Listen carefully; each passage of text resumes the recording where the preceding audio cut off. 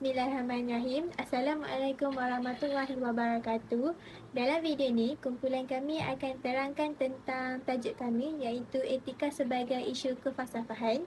Jadi, saya akan mulakan dengan saya akan serahkan kepada kawan saya untuk terangkan topik yang pertama iaitu etika sebagai epistemologi. Bagi etika sebagai epistemologi amali, berdasarkan kajian, epistemologi iaitu teori ilmu adalah kajian tentang sifat pengetahuan, justifikasi dan rasionalisme. Epistemologi juga ialah kajian tentang bagaimana kita mengetahui sesuatu. Umat Islam percaya bahawa kajian ini penting kerana ia mempengaruhi pandangan dunia, termasuk bagaimana kita melihat kehidupan di dunia dan akhirat. Epistemologi Islam percaya bahawa wahyu adalah sumber ilmu, tetapi ia juga mengambil kira perkembangan kefahaman manusia. Epistemologi dibahagikan kepada dua, iaitu ontologi dan aksiologi. Ontologi berkaitan dengan sifat sesuatu, manakala aksiologi berkaitan dengan cara kita menghargai sesuatu. Etika perniagaan Islam melibatkan menjaga kesejahteraan orang lain, dan satu cara untuk melakukannya adalah dengan mewujudkan perniagaan yang memberi manfaat kepada masyarakat secara keseluruhan. Sociopreneurship Islam dalam kajian ontologi. Sociopreneurship ialah sejenis perniagaan yang boleh membantu mencapai matlamat ini kerana ia memberi tumpuan kepada menyelesaikan masalah dan menjadikan kehidupan orang ramai lebih baik. Sociopreneurship adalah sejenis usahawan yang memberi tumpuan kepada kedua-dua dalam membuat wang dan membantu orang lain. Sociopreneurship merupakan solusi gerakan sosial di bidang ekonomi yang dapat memberikan peluang usaha terutama di daerah pedesaan. Selain perbaikan ekonomi mikro, sociopreneurship mampu meningkatkan perekonomian sosial. Di sinilah alasan mengapa sociopreneurship mampu menjadi solusi, kerana selain sifat sustainable adalah pada perekonomian, sociopreneurship mampu memberikan solusi efektif dan taktis terhadap permasalahan perekonomian. Aksiologi pula ialah falsafah nilai. Nilai yang dimaksudkan untuk pengetahuan ini ialah nilai kebolehgunaannya.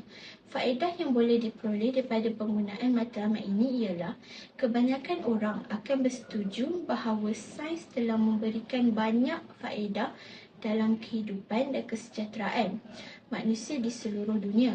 Sebagai contoh, ia telah membantu mengurangkan bahaya kelaparan, kemiskinan, wabak pelbagai penyakit, buta huruf dan juga bencana lain. Beralih kepada subtopik 8.2 iaitu apakah etika dalam kehidupan sejahtera. Al-Quran merupakan pegangan hidup untuk umat Islam yang menunjukkan manusia ke jalan yang benar. Banyak kata-kata di dalam Al-Quran yang membawa maksud sejahtera seperti sa'ada, faza, falaha dan raghadan. Namun yang benar-benar mewakili maksud sejahtera ialah al-falah dan raghadan. Al-Quran telah meletakkan mekanisme yang tertentu untuk mencapai al-falah iaitu kehidupan yang sejahtera ini. Antaranya ialah keimanan yang tinggi, amal soleh, takwa, amal ma'ruf nahi munkar, akhlak yang terpuji serta nilai-nilai luhur yang tercermin dalam setiap perlakuan manusia. Seperti firman Allah Subhanahu Wa Taala dalam surah Al-Mu'minun ayat 1 hingga 6 yang membawa maksud sesungguhnya beruntunglah orang-orang yang beriman, iaitu orang-orang yang khusyuk dalam sembahyangnya dan orang-orang yang menjauhkan diri dari perbuatan dan perkataan yang tiada berguna, dan orang-orang yang menunaikan zakat, dan orang-orang yang menjaga kemaluannya kecuali terhadap isteri-isteri mereka atau budak yang mereka miliki, maka sesungguhnya mereka dalam hal ini tidak tercela. Islam datang sebagai agama terakhir yang bertujuan untuk menghantar pemeluknya menuju kepada kebahagiaan hidup yang hakiki. Oleh kerana itu, Islam sangat memperhatikan kebahagiaan manusia baik di dunia ataupun di akhirat. Dengan kata lain, Islam sangat mengharapkan umat manusia untuk memperolehi kehidupan yang sejahtera di dunia dan di akhirat. Al-Quran juga menyentuh tentang kesejahteraan dalam surah Quraisy ayat 3 hingga 4. Pertama, untuk kesejahteraan adalah ketergantungan manusia yang penuh kepada Tuhan. Kedua, hilangnya rasa lapar. Dan ketiga, hilangnya rasa takut yang tercipta dari rasa aman, nyaman dan damai. Ayat lain yang menjadi rujukan bagi kesejahteraan hidup dalam surah An-Nisa ayat 9 yang menganjurkan manusia untuk menghindari kemiskinan dengan bekerja keras sebagai wujud ikhtiar dan bertawakal kepada Allah. Dengan ini, dapat disimpulkan bahawa kehidupan sejahtera dapat diperoleh dengan membentuk mental kepada mental yang bergantung hanya kepada Allah, berbicara jujur dan benar. Allah telah berjanji memberikan kehidupan yang baik di dunia dan di akhirat kepada sesiapa yang mahu melakukan amal kebaikan dan beriman kepada Allah. Kehidupan yang baik dapat diertikan sebagai kehidupan yang aman, damai, tenteram, rezeki yang lapang serta terbebas dari segala beban. Seterusnya, kita akan mendalami konsep etika dalam pelbagai agama yang dominan di Malaysia, iaitu agama Islam, Hindu, Buddha dan Kristian. Etika dalam Islam sangat menekankan tentang hubungan manusia dengan Tuhan, manusia dengan manusia dan manusia dengan alam. Terdapat 3 aspek utama dalam agama Islam, iaitu akidah, syariah dan akhlak. Tuntutan akhlak dalam Islam adalah sederhana dan tidak membebankan sama sekali. Islam menjadikan Al-Quran dan hadis sebagai rujukan umat Islam dalam menjalani kehidupan berlandaskan Islam yang sebenar. Selain itu, etika Islam meliputi aspek teori dan praktis yang menjadikan agama Islam sebagai satu agama yang sempurna dan lengkap untuk menjadi ikutan. Etika dalam Islam dari segi nilai merangkumi nilai ijabiyah dan salbiyah. Bagi konsep etika dalam agama Hindu pula, mereka menekankan beberapa nilai etika yang penting bagi melahirkan individu yang berguna, memupuk semangat persaudaraan, menekankan sikap bertanggungjawab dan membentuk masyarakat yang harmoni. Antara nilai yang dititik beratkan dalam agama Hindu adalah Dharma, Karma, Satya dan Ahimsa. Nilai Dharma ialah etika atau peraturan moral yang mendalami tentang tugas dan tanggungjawab seseorang mengikut peringkat dalam kehidupan. Nilai Karma pula adalah perbuatan, ucapan, pemikiran dan tindakan seseorang dalam kehidupan yang akan menetapkan kedudukan mereka apabila dilahirkan semula, sama ada hidup mereka bahagia dengan kehidupan baru atau penyesalan melakukan perbuatan buruk ketika masih hidup. Nilai Satya iaitu kebenaran kerana mereka mempercayai wujudnya suatu kuasa kebaikan di dunia yang dapat dirasai oleh manusia. Akhir sekali, nilai Ahimsa yang melarang penganutnya untuk melakukan kekejaman kepada manusia dan makhluk lain. Kita teruskan lagi dengan konsep etika dalam agama Buddha. Agama ini mengutamakan kebaikan manusia dengan semua makhluk. Terdapat 5 prinsip agama Buddha, iaitu menghindarkan daripada membunuh, mengelakkan diri daripada mengambil apa yang tidak diberi, mengelakkan kesalahan seksual, mengelakkan pertuturan palsu dan mengelakkan perkara yang memabukkan. Agama mereka juga mempercayai 4 kebenaran mulia, iaitu penderitaan seseorang disebabkan nafsu. Oleh itu, penganut agama Buddha perlu memenuhi tuntutan jalan 8 lapis mulia untuk menamatkan penderitaan. Ia terdiri daripada memelihara diri supaya menjaga kebenaran pandangan, niat, pertuturan, tindakan, rezeki, usaha, kepekaan dan perhatian sepanjang menjalani kehidupan. Akhir sekali, konsep etika dalam agama Kristian berpandukan kehidupan dan ajaran Yesus serta mengikuti prinsip moral yang berteraskan konsep cinta yang taat sebagaimana yang digariskan dalam kitab Injil.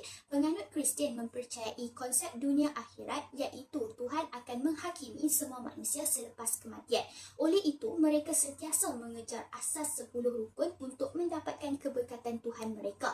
Antara asas 10 rukun yang menjadi teras etika agama Kristian Kristian ialah larangan menyembah selain daripada Tuhan, larangan menyebut nama Tuhan secara tidak sopan, larangan membuat dan menyembah berhala, memuliakan ibu bapa, larangan membunuh, larangan melakukan zina, larangan mencuri, larangan membuat tuduhan palsu, mengingati dan kuduskan hari Sabat, dan larangan untuk memiliki harta benda orang lain. Saya Najmatul Huda akan membincangkan dapatan yang seterusnya, iaitu nilai sepunya berdasarkan falsafah. Berdasarkan falsafah, nilai sepunya bermaksud nilai kepercayaan yang mendorong kepada penyatuan masyarakat tanpa mengira agama, bangsa dan budaya. Seterusnya, nilai sepunya diamalkan berdasarkan 6 konsep utama, iaitu yang pertama, berlandaskan idea keagamaan. Sebagai contoh, Islam mementingkan hubungan manusia dan Tuhan, hubungan manusia dan manusia kerana ia ingin memperolehi keredaan dalam hidup. Manakala Buddha percaya terhadap kelahiran semula dan Hindu percaya terhadap peringkat dalam kehidupan. Aspek kedua ialah kemanusiaan dan institusi keluarga. Ketiga-tiga agama sangat mementingkan kemenjadian keluarga kerana mereka percaya keluarga yang harmoni akan membantu dalam penyatuan masyarakat. Ketiga, aspek tata cara dan etika dalam kehidupan. Misalnya, Islam mengamalkan syariat bersifat menyeluruh manakala Buddha dan Hindu saling mementingkan tindakan dan hasil daripada tindakan tersebut, sama ada hasil yang baik ataupun hasil yang buruk. Kemudian, aspek keempat, kebijaksanaan pemimpin. Semua agama sangat menekankan pemilihan ketua pemerintah yang mempunyai sahsiah yang baik kerana mereka percaya pemerintah yang adil dan saksama akan membawa kepada keharmonian masyarakat. Seterusnya, aspek kelima iaitu aspek pemeliharaan alam sekitar. Kesemua agama yakin bahawa kerosakan alam sekitar secara sengaja adalah perkara yang tidak sewajarnya dilakukan. Bila sekali, aspek kepentingan ilmu dan orang berilmu. Ketiga-tiga agama sangat memandang tinggi terhadap ilmu kerana ilmu yang luas mampu membantu mereka dalam kehidupan seharian. Kesimpulannya, 6 aspek ini merupakan asas kepada nilai sepunya untuk dipupuk kepada masyarakat. Sekian sahaja daripada saya. Terima kasih. Akhir sekali, dalam topik 8.5, saya akan terangkan tentang konsep sejahtera dalam segenap lapangan, iaitu kita akan pandang dari segi 4 aspek, iaitu kemasyarakatan, ekonomi, politik dan juga pendidikan. Jadi yang pertama, saya akan terangkan tentang konsep sejahtera dalam masyarakat. Yang pertama, konsep sejahtera masyarakat adalah masyarakat yang mampu untuk hidup bersatu padu, saling membantu, atau lebih tepat sekali mereka yang mampu mengamalkan nilai murni dalam kehidupan seharian. Jadi untuk mencapai kesejahteraan ini bukan hanya tugas masyarakat, malah pemimpin turut mampu untuk memainkan peranan untuk melahirkan kesejahteraan dalam masyarakat. Jadi sebagai contoh, pemerintah kita, Tun Abdul Razak telah memperkenalkan dasar ekonomi baru dan juga penyusunan semula masyarakat. Tujuannya adalah untuk membasmi kemiskinan yang berada di dalam negara kita.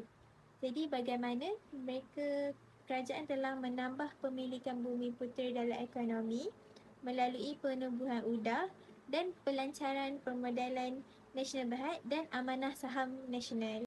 Seterusnya, konsep sejahtera dalam ekonomi tercetusnya apabila ideologi liberalisme dan kapitalisme yang menekankan konsep yang mengutamakan aspek kebebasan ekonomi dan penguasaan modal menjadi salah satu faktor pemicunya konsep kesejahteraan.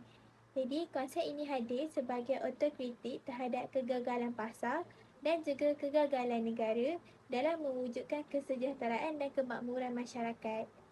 Untuk konsep sejahtera yang seterusnya, iaitu dari segi pendidikan, berdasarkan falsafah pendidikan kebangsaan, setiap aktiviti pendidikan yang diadakan bagi mencapai intipati utama FPK, iaitu untuk melahirkan insan yang seimbang dari segi jasmani, rohani, emosi, intelektual dan juga sosial. Jadi, seperti yang kita tahu, pendidikan ini memainkan peranan yang besar kepada pelbagai peluang kehidupan kepada manusia untuk memperoleh dan mengekalkan kualiti kehidupan. Jadi, pendidikan yang berkualiti adalah sangat efektif bagi menentang kemiskinan, membina demokrasi dan juga untuk membentuk masyarakat yang sejahtera. Akhir sekali, pendidikan bertindak sebagai pemangkin kesejahteraan hidup dengan cara untuk memimpin individu ke arah sumber-sumber ekonomi yang mantap, keupayaan kawalan diri dan juga kestabilan hubungan sosial. Akhir sekali adalah konsep sejahtera dalam politik, iaitu kestabilan politik menjadi salah satu faktor kepada kesejahteraan dalam negara dan juga luar negara. Jadi, kepentingan mempunyai sistem pemerintahan yang stabil dan sistematik adalah sangat penting kerana mereka mampu untuk memberikan pembangunan yang terancang dan tersusun dan terancang dalam usaha untuk meningkatkan taraf hidup masyarakat ke arah satu tingkat sosial yang lebih tinggi. Sebagai contoh, Parti Islam Malaysia PAS telah memperkenalkan budaya politik matang dan sejahtera. Politik Islam ini telah membawa pendekatan yang berkonsepkan amar makruf nahi munkar secara istiqamah dan hikmah. Tidak seperti budaya politik yang lain, mereka memisahkan politik dengan agama semata-mata mahu untuk menang pilihan raya. Sebagai contoh, mereka tidak menekankan apa yang halal dan haram, benar dan salah, aman dan juga huru-hara. Jadi, akhir kata, Parti Islam se-Malaysia telah menekankan slogan sejahtera bersama Islam dalam politik negara untuk mencapai kesejahteraan yang kita ingini dan dirahmati Allah SWT. Itu sahaja untuk topik 8.5. Kesimpulan, melalui kajian ini, kami dapati bahawa epistemologi Islam percaya bahawa wahyu adalah sumber ilmu, tetapi ia juga mengambil kira perkembangan kefahaman manusia. Di samping itu, kami dapat menghuraikan maksud etika dalam kehidupan dengan lebih teliti dan juga dari segi berbagai konsep lapangan hidup. Akhir sekali, melalui konsep etika dalam pelbagai agama, kami dapat rumuskan bahawa setiap agama mempunyai konsep etika yang selari dan juga sejagat. Sekian, terima kasih.